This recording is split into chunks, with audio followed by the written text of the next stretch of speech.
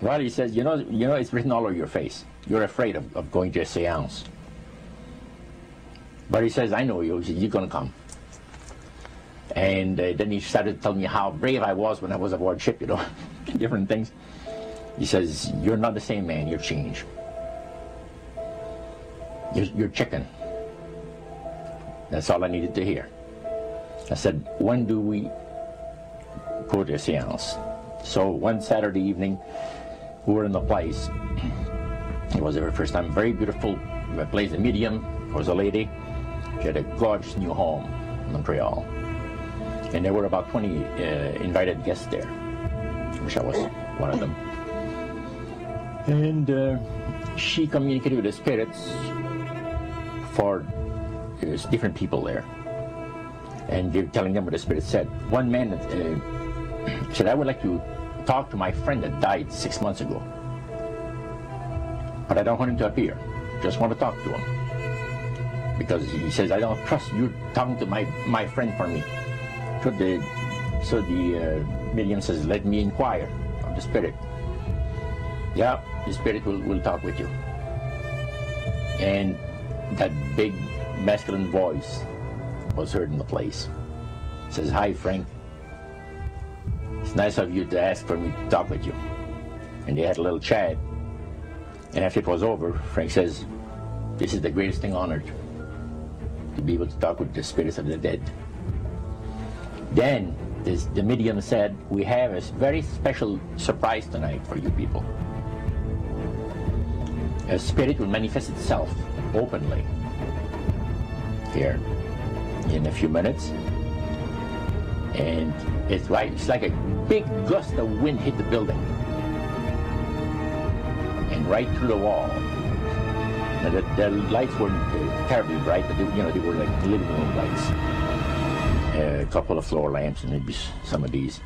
And that translucent being seemed to come right out of the wall. How did you feel right at that moment? It's almost like my heart stopped a little bit. You know, very weird feeling. So it was a lady in a beautiful evening gown, swirling. And she said to Mary, my dear sister, you are so wonderful to have asked for me. And Mary fainted and fell right off her chair on the floor. And a couple of guys jumped up and picked her up, and spirit gone. And that was the beginning of it. That's how you got into it. Yeah, that's the way I got into it. After a while, you see, there's something interesting about the human mind. You can adjust to an awful lot of stuff. You can adjust to a lot of things that would terrify you to begin with. After a while, they become common and ordinary. So you mean contact with the supernatural can become commonplace and ordinary and doesn't bother anybody? Yeah. In other words, the more that you do it, you're not uncomfortable. That's right. It's just not an uneasy feeling. Yeah. So how did you feel about it? Then I got into a secret society that worshipped the spirits, you see. Well, how is that different from the seance, Roger? It happens that the seance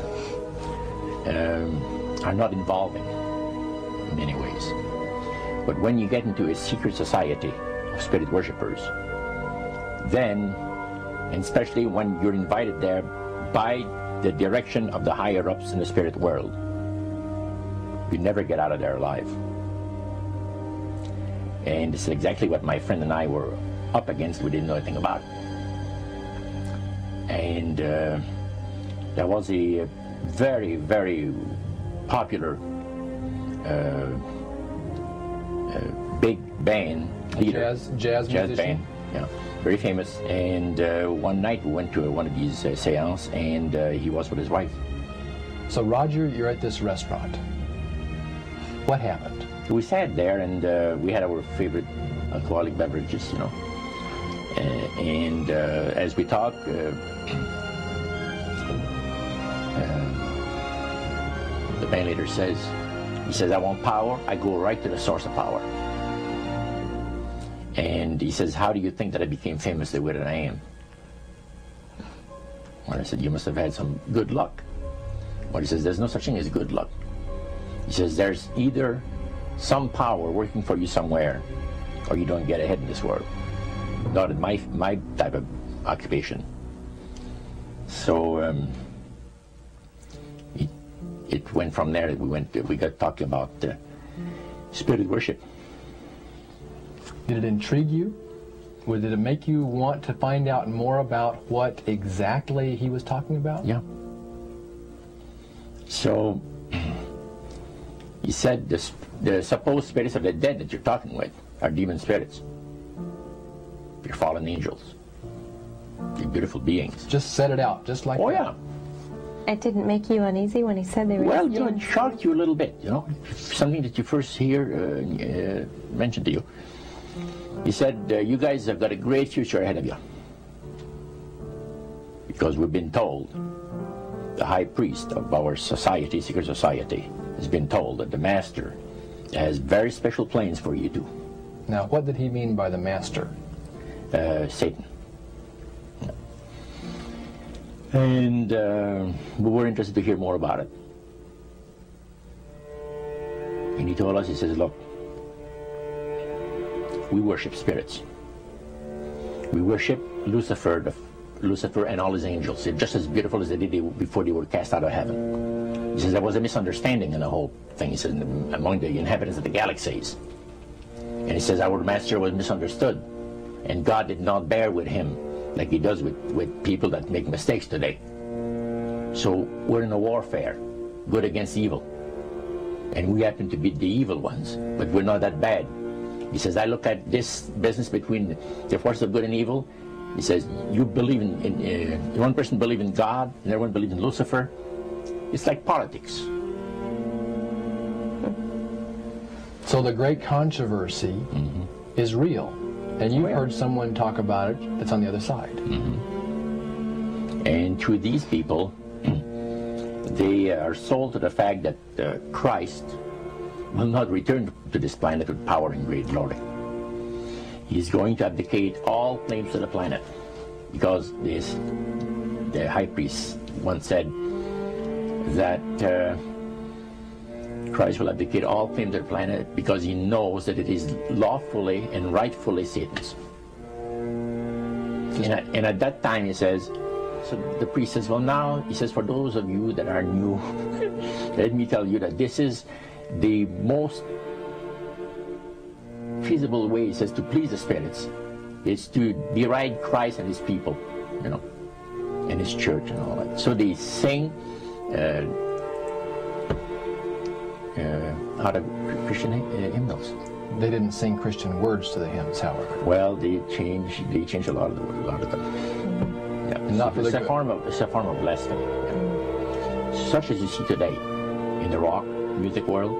You see the entertainers, they have these crosses. The ladies got earrings, crosses. The guys got crosses. This is a form of blasphemy, a form of deriding Christ. You see. Spirits cause the people to do that, to find pleasure in wearing this type of emblem, which is the cross is the emblem of the crucifixion of Christ to the Christians. Better to reign in hell than serve in heaven, is that it? Why not? I'm here on the ground with my nose in it since the whole thing began. I've nurtured every sensation man has been inspired to have. I cared about what he wanted, and I never judged him. Why? Because I never rejected him, in spite of all his imperfections. I'm a fan of man! I'm a humanist. Maybe the last humanist. Who, in their right mind, Kevin, could possibly deny the 20th century was entirely mine?